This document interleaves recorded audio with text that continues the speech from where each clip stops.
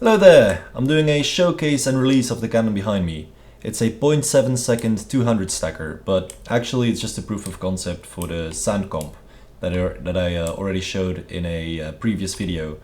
But, well, I showed the sandplate, but I didn't really figure out how to make the comp yet, but I made that now. So here's the cannon that uses it.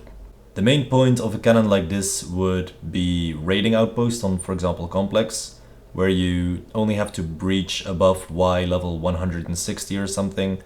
So there's no point making an actual 255, this is just a 200 stacker. It is meant for the end, because there's a few dead zones in the overworld. I will show those and I will explain those in a different video, but that's a, that's a whole topic. So yeah, I just wanted to show you how I made this cannon and what makes it work. First off, we've got the sandplate. It's a one game tick sandplate, so all the sand that we use in the cannon is rendered in the same game tick. I'll quickly fire it and you can see how it works. Very quick, but all of the sand gets pushed forward, then it gets pushed down, and because they get pushed down, they update from the bottom. So pushing something will always update the furthest block first. So they get updated from the bottom, and there's no block beneath either of them when they update, so they all start falling in the same game tick. Gonna fire again real quick. This is fun because they all start falling and then the next shot comes in, which I can show 2 shots firing by getting rid of that repeater. So the next shot comes in, a bunch of solid blocks being pushed in, and they push the entities onto this next slot where the nuke also is. So the nuke is on top of there. All the nuke game ticks, there's 6 of them, are up here. There's, well, I want to say splitter, but it's not technically a splitter in the way that people usually use that word. So it's swing TNT that separates stuff, and then there's slab bust as well. That all gets dispensed in this same area. I'm gonna fire again. And then it gets conveyed down with a conveyor compression down here to all fall onto these moving soul sand blocks. And then there is no Y velocity boosters, or at least they used to be no Y, but they're just boosters that give very little Y velocity. Those are down here, and they push everything forward. Now you may be thinking, okay, that's all good and well, but now you have 2 shots that are mingled with each other. That is not great. Well, I'll get to that in a second. So it uses 2 conveyors or 2 shifters. One is on top of here, which pushes everything down this one white line, and the other is at the bottom, powered by a bunch of slime and honey blocks. But this basically means that you can just keep dropping entities in here and they will all just get shot forward and shot out. But to separate them, we use a different concept called render queue. Render queue is a way of separating entities based on when they were spawned in the world. So spawned would be a piece of sand starting to fall, a TNT being shot from a dispenser, for example.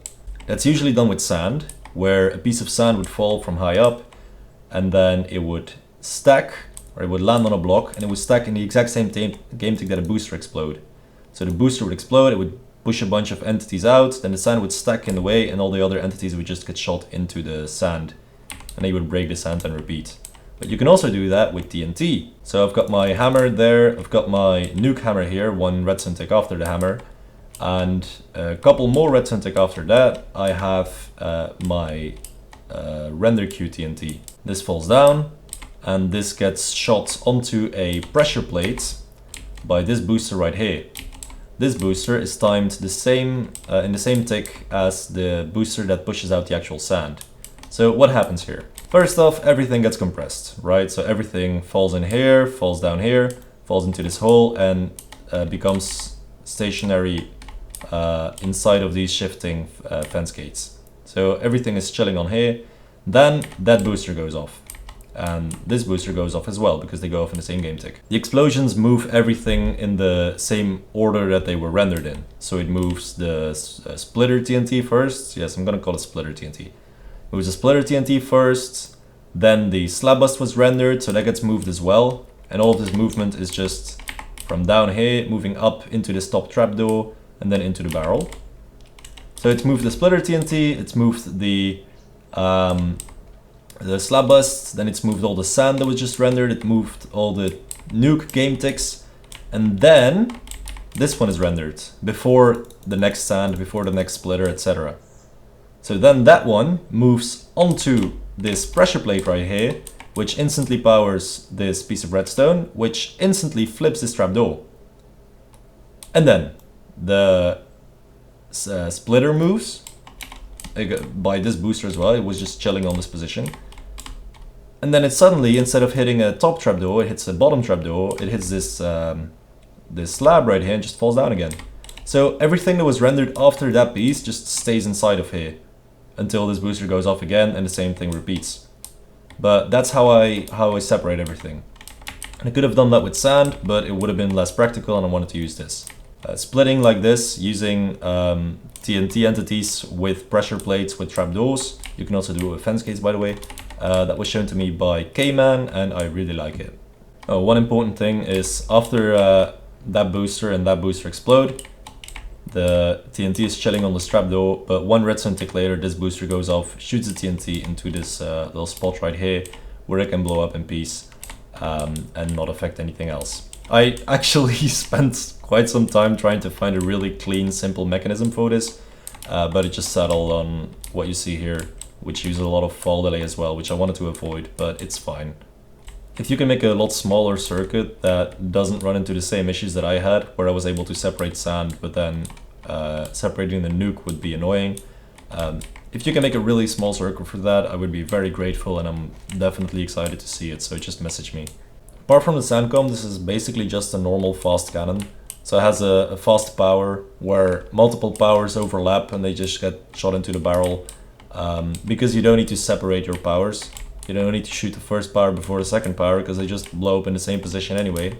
Maybe one interesting thing is the scaffolding wiring, which I used in this case to offset my boosters by 1 game tick.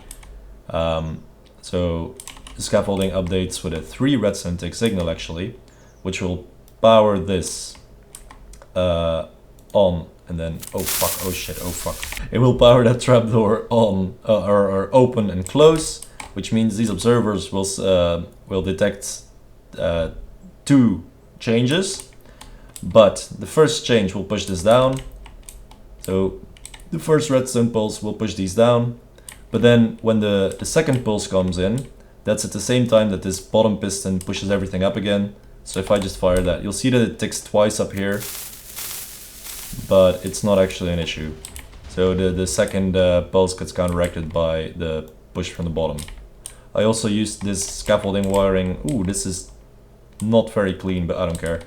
I also used that wiring to offset, for example, my 2 sides of my nuke, 1 game tick apart, to offset the splitter and the slab bust, which also have to be 1 game tick apart. It's just, on fast cannons, this is a lot more convenient than having like pistons pushing redstone blocks. It can save some space in some scenarios. But just putting a 3 tick signal into it, if you're gonna use like observer wiring anyway, that works just fine. So that's just a tip that I want to give you. Yeah, apart from that, I just think the cannon looks cool. Like the way it starts up, the way it fires, I just really like it. I'm gonna auto it for a few shots. So yeah, 0.7 is pretty fast. It's a fun little cannon. I did test this on Complex, and I will see if I can test it again, because I don't have the rank needed to use their cannon test server. But it did work on the test server. I haven't tested it on like Raid Outpost yet, and I don't really plan on doing that. You guys can do that.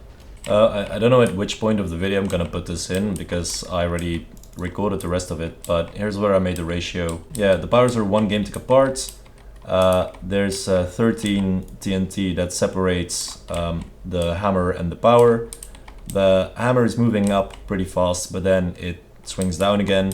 It is really inefficient. It's like a 1.3, just under 1.3, so it needs 259 TNT to stack 200 sand, which is not good.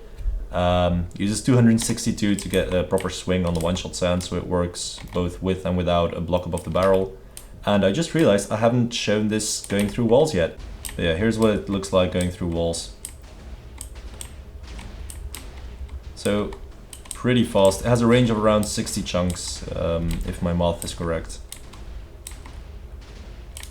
And yeah, the protection blocks above this last one.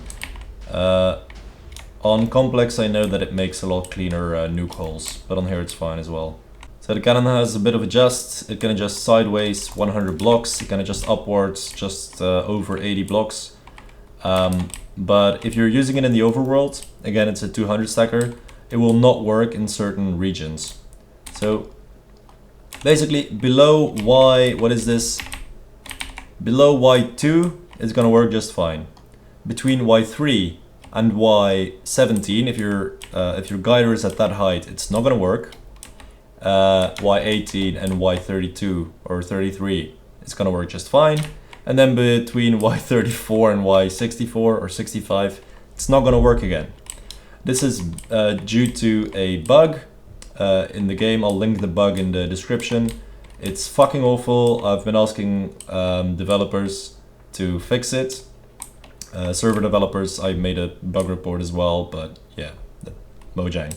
I've been asking some server developers to fix it, but they don't intend to. Not yet anyway, because there might be advantages to this bug, which I don't see yet, but okay. If you're gonna use it in overworld, just fire it between Y60 or 65 and Y128, and you will be just fine. So I'm gonna put both a Litematic and a Schematic in the description. If you wanna paste it on a server, you'll have to use the Schematic, the .schem file. And yeah, that's basically it. Thank you guys very much for watching. You should definitely subscribe and like this video. If you download it, you owe me a like. But you can subscribe if you want to see more updates on other cannons I make and maybe other tutorials where I explain some stuff. So yeah, thanks for watching, goodbye, and don't bully servers with this, because this will lag servers. That would be a shame if someone, you know, lagged servers, right? We wouldn't like that, would we?